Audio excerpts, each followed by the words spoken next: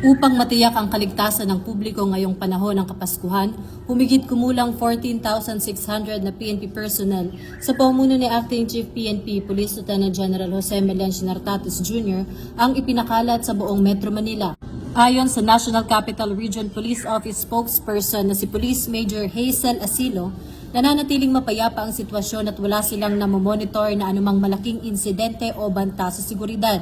Ang malawakang deployment na ito ay bahagi ng mas pinalakas na presensya ng mga alagad ng batas sa mga matataong lugar upang maging mapayapa ang pagdiriwang ng mga mamamayan.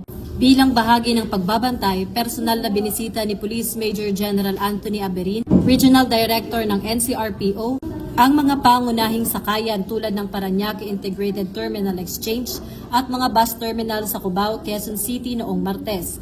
Ang inspeksyon na ito ay naglalayong tiyakin na maayos ang daloy ng mga biyahero at handa ang mga nakatalagang tauhan na rumisponde sa anumang pangangailangan ng publiko sa gitna ng dagsa ng mga taong umuuwi sa kanilang lalawigan. Ito ang bagong PNP para sa bagong Pilipinas, serbisyong mabilis, tapat at nararamdaman.